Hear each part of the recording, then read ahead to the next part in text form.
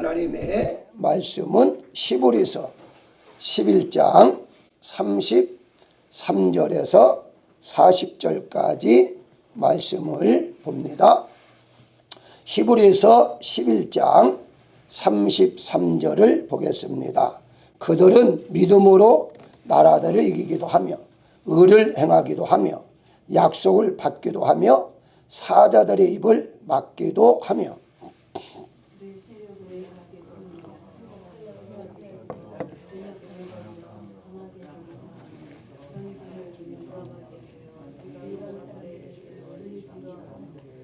여자들은 자기의 죽은 자들을 부활로 받아들이기도 하며 또 어떤 이들은 더 좋은 부활을 얻고자 하여 심한 고문을 받되 구차히 풀려나기를 원하지 아니하였으며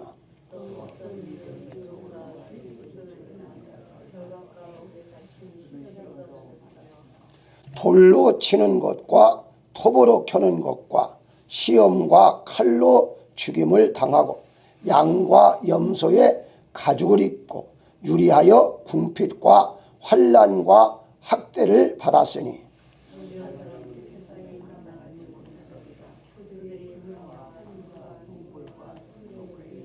이 사람들은 다 믿음으로 말미암아 증거를 받았으나 약속된 것을 받지 못하였으니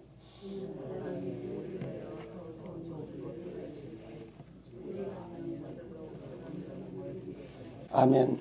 우리가 이렇게 고난주간을 기억하면서 하나님 우리의 마음을 드리는 것은 우리의 믿음의 표현이다. 그렇게 생각할 수 있습니다. 요즘은 옛날에 우리 한국에는 제사를 드릴 때에 며칠 전부터 준비해서 하나님 믿지 않는 사람들이지만 그 제사를 드렸잖아요. 근데 점점 젊은 사람들이 이제는 음식을 만들기가 힘들어지니까 아예 온라인에서 다운을 받아가지고 이렇게 컴퓨터에다가 이렇게 보이게 해서 그것도 돈을 주고 산다고 하더라고요. 그래서 제사를 지낸다 이런 말이 있었습니다.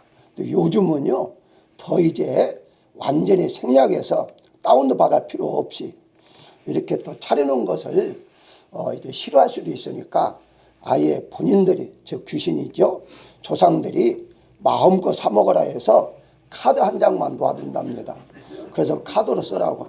세상이 이렇게 좀 변했습니다.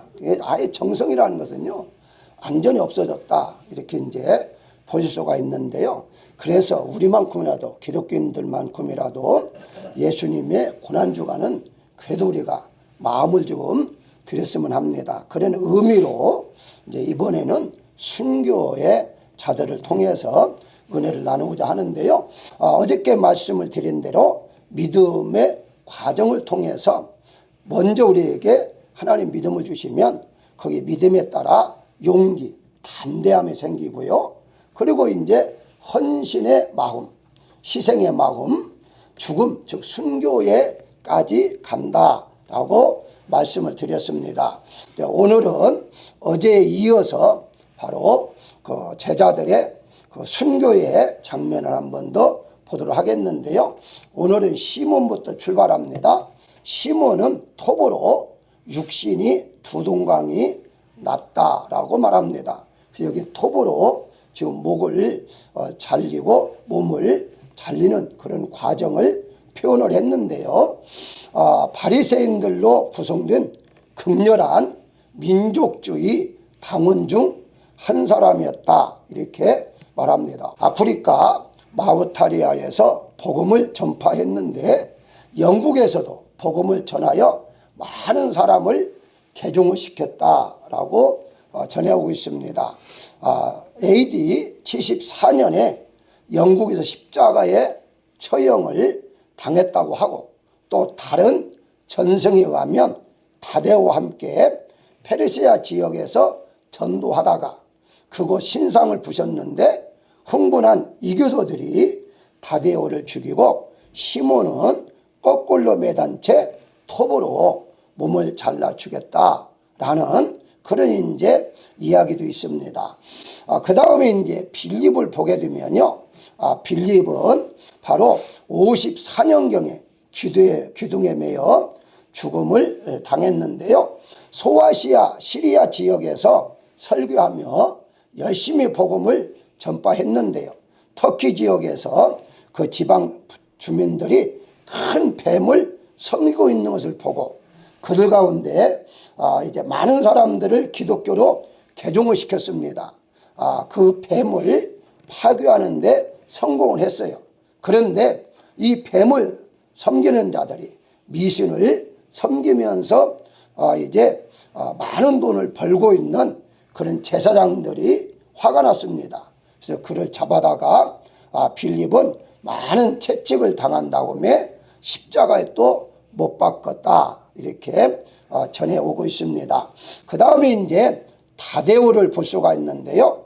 이 다데오는 바로 활에 맞아 순교했다 이렇게 전하고 있습니다. 근데 이 다데오는요, 알페오 아들 이렇게 작은 야고보 형제다. 그래서 마태, 마가는 다데오로 이렇게 설명을 했고요. 누가복음에서는요, 바로 누가복음 사도행전에서는 유다로 그렇게 말을 했는데 왜 유다라고 말하지 않느냐 하는 것은요, 예수님을 배반한 가룟 유다와 같은 이름이다 보니까 혼동하지 않기 위해서 다른 명칭을 이렇게 만들었는데 그 별칭이 바로 다데오입니다. 그러니까 성경에 다데오가 나오면 바로 유다, 다시 말씀드리면 알페오 아들 이제 야고보다 이렇게 여러분들이 이해를 하면 되겠습니다. 이 다데오는요, 두 가지 학설이 있는데 시리아와 메소포타미아에서 시몬과 함께 복음을 전하다가 이제 순교했다, 활에 맞아서 순교했다 이렇게 전해온 게 있고요. 현재인들은 다데오와 시몬이 3,500여 명의 기독교인들과 함께 매장되었다 하는 전설도 있습니다. 어쨌든 그냥 산채 매장이 되었거나 활에 맞아 순교했거나 그건 같은 의미다 이렇게 이제 보시면 되겠고요. 그 다음에 이제 바돌로메인데요. 이 바돌로메는 인도의 산채로 피부가 벗겨져 죽음을 당했다라고 말하는데요. 사실 이 피부를 벗긴다는 건 엄청난 것이잖아요.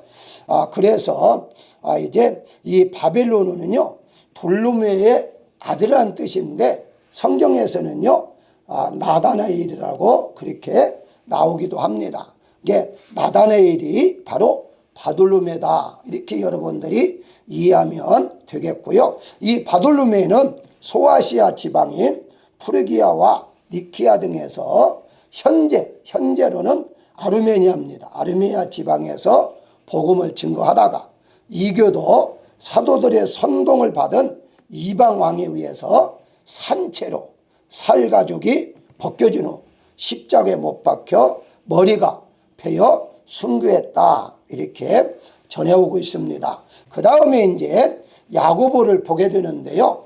야고보는 나이는 많이 먹었습니다만은 94세 때 망치로 맞아 순교했다 그렇게 전해내려고 있습니다. 사도 요한의 형과 구별하기 위해서 작은 야고보라 그렇게 부르기도 합니다. 예수님 승천 후 예루살렘에서 감독으로 선출되어서 감독 생활을 하기도 했습니다. 이때 예루살렘에 있던 유대인들이 그리스도인들이 크게 분개해서 복수를 하려고 하는데 그럼 어떻게 하면 복수할 수 있는가? 그래서 당시에 지도자인 감독으로 있는 야고보를 이렇게 잡아서 성전 꼭대기에 끌고 가져서 밀어뜨렸다. 그런데 죽지 않았습니다. 그러다 보니까 바로 돌로 망치로 나무 망치로 머리를 때려서 순교를 했다. 그렇게 전해오고 있습니다. 그 다음에 이제 마지막으로 요한이죠.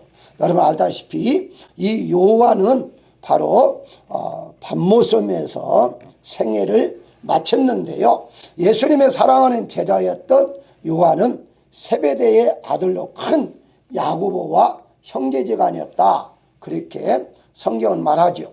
예수님의 부활 승천 후 요한은 예루살렘에 머물면서 하나님의 말씀과 예수 그리스도의 증거를 인하여 지금은 터키 지역입니다. 이 터키 지역에서 복음을 증거하다가 추방을 당해요. 그래서 바로 이렇게 로마 황제에 의해서 끓는 기름 솥에 던져졌지만 죽지 않고 기적적으로 살아났습니다. 그래서 몸에 화상을 입었다고 그래요. 그 후에 밤모섬에 유배를 되었고 그곳에서 요한계시록을 기록했다고 성경은 말하고 있죠. 한마디로 죽지만 않았지 이렇게 뭐 칼로 벤다든가 창으로 찔른다든가 이런 것만 안 했지 사실은 밤모섬에서 홀로 지내면서 순교자와 같은 생애를 마쳤다. 이렇게 이제 볼 수가 있습니다. 이제 순교의 형태를 오늘 좀 잠깐 보도록 하겠습니다. 자, 순교 형태는요, 우리가 그럼 순교는 과연 무엇인가? 이걸 좀 알아야겠거든요. 12명의 제자 중에서 11명은 순교했고, 사도 요한은 밤모섬에서 유배 생활을 했기 때문에 순교하지 않았다. 이렇게 말할 수 있는데요. 사실은 순교자와 똑같습니다. 왜냐하면 이제 제가 조금 몇 가지를 여러분들에게 소개할 텐데요. 넓은 의미에서는요, 사도 요한뿐만 아니라 우리 모두가 다 순교자가 되어야 한다. 한마디로 사도 요한도 순교자다. 이렇게 이제 우리가 인정을 해야 하는데요. 왜냐? 그 이유가 있습니다. 순교라는 단어를 살펴보니까 순교라는 단어는요, 바로 그리스어에서 나온 말인데 그 그리스어에서 나온 말이 번역을 하면서 증언, 증거라는 의미로 함께 사용하기 시작합니다. 언어는 똑같아요. 다시 말씀드리면 어떤 재판장에 가서 증언을 하는데 그 증언하는 단어에서 파생된 단어다. 이렇게 이제 보시면 되는 겁니다. 그래서 이 증언이란 무엇인가? 그것은 신앙을 지키기 위해 죽음을 선택하는 행위. 이게 바로 이제 증언인데 그 증언 하나가 바로 죽음을 당할 수 있었습니다. 상대방에 때문에. 그래서 이걸 가리켜서 순교라는 뜻과 함께 사용하고 있던 거죠. 자, 그러면 왜 제가 우리 모두가도 순교를 해야 하느냐 하는 말을 드린다면 사도행전 1장 8절에 보게 되면 땅끝까지 이르러 내 증인이되라 라는 이 말씀, 이 증인이라는 말씀이 바로 언어적으로 따라 순교자라는 이제 그 뜻을 가지고 있기 때문에 그렇습니다. 자, 아까 말한 대로 순교, 증인이라는 것은 함께 그 근원이 언어의 근원인데 거기에 보게 되면 증인이라고도 하기도 하지만 또 순교라고 하기도 한다는 것이죠. 따라서 우리가 내 그 땅끝까지 내 증인이더라 하는 말은 땅끝까지 복음을 증거하면서 순교해라 하는 말과 같다. 이렇게 우리가 이해를 해야 한다는 것이죠. 자, 그렇다면 바로 우리 모두가 다 순교자가 되어야 하느냐? 그건 대답은 예라고 말할 수가 있습니다. 그 이유는 예수님께서 내 증인이 되라 했으니까 우리 모두가 다 순교자가 되어야 한다. 그래서 이 순교자라는 것을 형태를 구분을 합니다. 다시 말씀드리면 그럼 모두가 다 예수 믿고 다 죽으면 누가 다 복음을 증거할 것인가? 그래서 바로 초대교회 때부터 이런 순교자들을 통해서 과연 순교자들은 어떤 순교자가 있는가? 이렇게 구분을 합니다. 그래서 가장 먼저 순교자는 적색 순교자가 있는데요. 적색 순교자란 무엇이냐? 피의 순교를 말합니다. 피가 붓다 해서 붉은 순교 혹은 적색 순교 이런 식으로 말을 해요. 다시 말씀드리면 박해나 극심한 고통 속에서도 굴하지 아니하고 신앙을 지키다가 목베임을 당한다든가 칼에 찔림을 당한다든가 그래서 피를 흘려서 목숨까지 바쳐 예수님을 증거하면서 자신의 신앙을 지키는 거, 이게 바로 적색 순교자다. 한마디로 우리가 순교 그러면 거의 다 대부분이 이렇게 예수님을 증거하다가 죽는 거, 이걸 생각하는 거거든요. 그렇지만 적색 순교자만 있는 것이 아니다는 것입니다. 그럼 어떤 순교가 있는가? 두 번째는요, 백색 순교자라 이렇게 이름을 이렇게 붙였는데요. 중세기 때부터 이런 말씀은 나왔고요. 조금 더 거슬러 올라가면 사실은 초대교회 때부터 이런 말들은 있었습니다. 박해를 통한 피를 흘리는 시대가 아닌 시대. 예를 들어서 지금 미국 같은 시대는요, 지금 누가 예수 믿는다고 자보다 죽이지는 않잖아요. 그럼 이런 때는 어떻게 순교할 것인가? 이것이 우리가 생각을 해야죠. 역사를 보게 되면 박해를 받을 때에는 바로 피를 흘렸지만 우리 한국도 마찬가지예요. 처음 들어왔을 때에 얼마나 많은 사람이 피를 흘리면서 죽었습니까? 이건 이제 바로 이렇게 적색 순교자를 하는데 지금은 이제 그렇지 않잖아요. 이런 때에는 어떤 순교를 해야 하느냐 하는 것을 생각하다 보니까 조금씩 순교자의 형태를 나누었는데요. 바로 그 편안한 생활 속에서도 전적으로 하나님을 위해서 헌신하며 사는 사람들을 바로 교부, 재lum이라는 사람이 구분하기를 흰색 순교, 다시 말씀드리면 백색 순교자라 그렇게 명칭을 만들었습니다.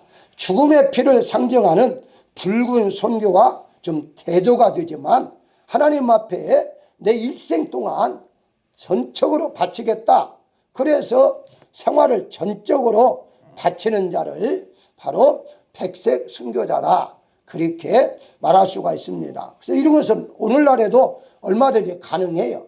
다른 세상 일을 하지 아니하고 전적으로 하나님만 위해서 살겠다. 이런 사람들이 있습니다. 그건 뭐 목회자를 될 수도 있겠고요. 일반 성도들도 얼마든지 가능을 해요.